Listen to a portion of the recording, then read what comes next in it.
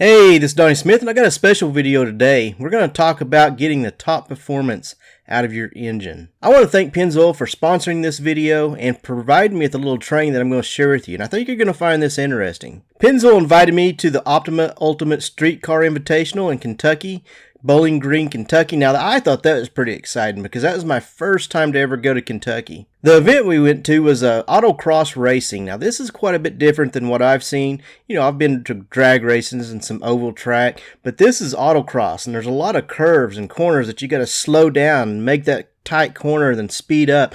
It is pretty interesting. And I've got Ken TWAITS here, one of the race car drivers, and he's going to tell us a little bit about how it works. It's a dual speed stop where you hit the timing lights and you take off and get a time on one side, and you flip-flop over to the next and get a time, and it's the combined best time for each side. So, you know, it's pretty fun. You know, you have to really be on your game. Your car has to be able to do all these things. And of course, I did get a couple of video clips of the race event to share with you.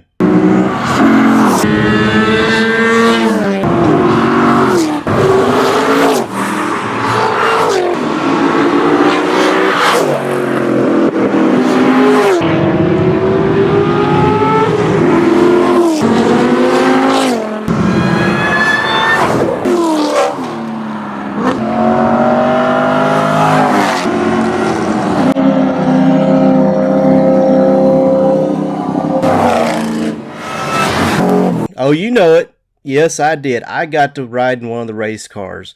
Ken TWAITS was nice enough to take me for a couple of laps, and it was a lot of fun. Now, I tried to take some video clips for you, but it's kind of hard to hold the camera and hang on and going around those curves and corners and all that. But I did get a short clip that I'll share with you. Check this out. It was a lot of fun. Okay, you ready? I'm ready.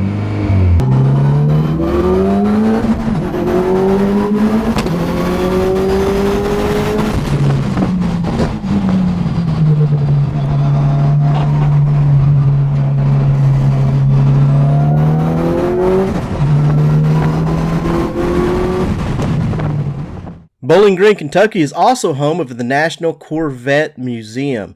Now, this is really cool, and I don't know if you remember it. I did a couple years ago. I was watching on the news, and I seen where all these Corvettes fell down this sinkhole. Well, this is where that happened at, and there's history about that, you know, about that happening and how they rebuilt it. You know, all that's in the museum now. They kind of made it, you know, incorporated that into the museum. They've got some of the wrecked cars that fell down in that pit. They've got them on display now. They've got an outline of the ground where, you know, on the cement where it caved in at, exactly where it caved in at.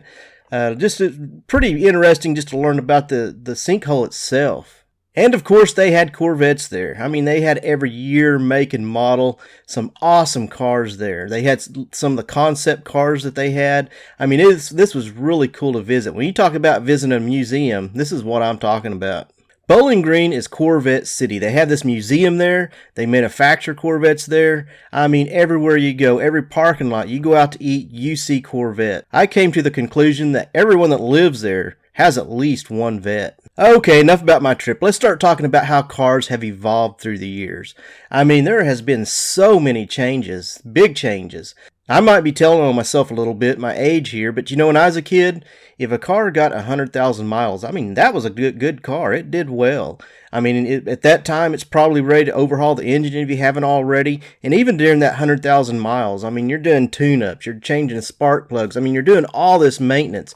Well, you know, a car at 100,000 miles today, it's just getting broke in. You really don't have to do anything that first 100,000 miles except change the oil and tires.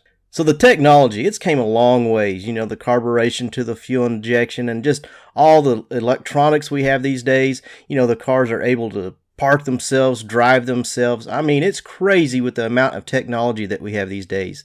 And the V6s they have today, you know, I think they'll probably outrun most of the V8s we used to have. I mean, these cars perform well too. You know, this just kind of makes me wonder, you know, where I came from, where cars came from where they were when I was a kid to where they are today. What are they going to be in 20 years from now? But cars today, you know, they're running 200, 300, 400,000 miles and still in good shape. And a part of getting these cars where they can get that many miles is the oil. There's been a lot of improvements in oils as well. Let me ask you a question. Why do you use the oil you do? Now, I'm sure a lot of you have researched this and studied it and have strong opinions about which oil, that you use. But me, when I was asked that question, I had to think about it. I really didn't know. After I thought about it for a little bit, it just came to me that, the only reason I use the oil that I do is because that's what my dad used. I remember him as a kid, changing oil. And he did use Pennzoil. It was 10W30. We put it in everything. And, I remember that. And that's what I started using. Pennzoil 10W30. Now, the oil, the recommendations, I think there's a lot more cars using 5W30 these days, and that's what I use. But as simple as that, that is the only reason that I use the oil I do. I have not done a lot of research on it like I should have. But if you want to talk about body filler, paints, clears, something in the collision repair industry, well, yeah, I've researched, I've tried them, and I'm going to have strong opinions about it.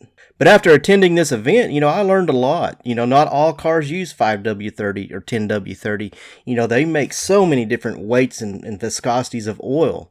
And, I don't know everything about the weights and viscosities, but if you want to learn about that, like what is 5W, what's the 5 stand for, and 10W, I've got a link that I'll put down in the description. A guy does an excellent job with Engineering Explained, and he does an excellent job of talking about that. He does a way better job than I could ever do to explain that. But if you're like me and never put much thought into it, we may listen up, because there are a lot of cars out there that have recommendations that you may not be able to find at the auto parts store, and that's what we was talking about. Now, I don't know what makes and models they are. I think some of them's a lot of your older cars, but they have a specific oil recommendation that you're supposed to use. And we talked about it, and it's like, if you go to your auto parts store, well, they're just going to stock what they sell, the more popular weights, like the 10W30, the 5W30, they're going to have all those, but what some of these cars are recommending to use, you're not going to be able to get there. And we was talking about it, and they said, well, even though the stores don't stock them, what you'll need to do is go on to the online retailers. Even if they don't stock it in the store, you can go online and you can usually find those. But that's something I didn't know. I didn't know there's so many different oils out there. And if you want to get the top performance out of your engine, you really need to use the oil that's recommended for that. So how do you find the oil that you need? Well, you look in your owner's manual. It will tell you the oil that is recommended for your car. Now, luckily, I did look up my pickup, my Nissan Titan, and it does recommend 5W30, so I was good there. So if you're just kind of doing the same thing, well, this video is for you, because you may have one of those cars that require one of those hard-to-find oils. Now, I may be telling on myself again, but, remembering my dad changed oil when I was a kid, well, it didn't come in the plastic containers like we have now. It came in round cans. And I don't think those have been around for quite some time. I don't know when they switched from the round cans to the plastic bottles, but that's what he used then. He'd get those round cans, and you had to get that spout to stick in it and fill the oil up. In fact, in the collision repair industry, there is even a term about that oil can. It's called the oil can effect, and it's talking about stretched metal. When it's become stretched, it pops in and out real easy, kind of like the top of an oil can. And I have to be careful talking about that when I'm talking to students, the younger generation, because you don't realize a lot of the terms that we use, they don't know what we're talking about. You're talking about the oil can effect, well, they can't picture, the oil can in their head. So I have to really kind of explain that. We used to have a lot of things that they don't have now, but also they have things now that we didn't have then. For example, one of my boys asked me, when he was younger, he said, "Dad, what kind of cell phone did you have when you was a kid?"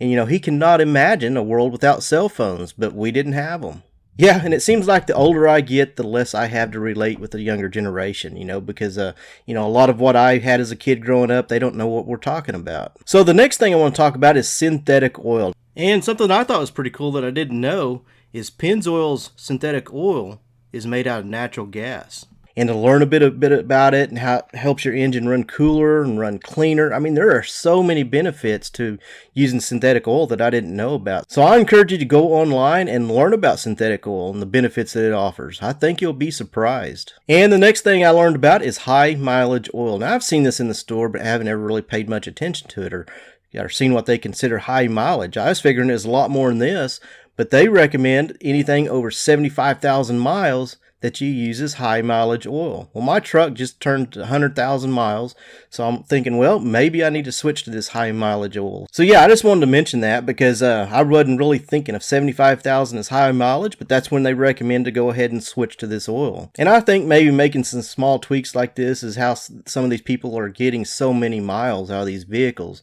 I mean, they really pay attention to this stuff, which I haven't. You know, I am guilty of it, but I'm going to start to. You know, I think I'm going to switch to the synthetic high mileage oil for my pickup. So let's do a quick recap over the 5 tips. Number 1, make sure you're using the correct oil for the make and model of your car. And again, this can be found in the owner's manual. If you don't have the owner's manual, if you lost it, you can usually look online, and a lot of those owner manuals, you can find those online.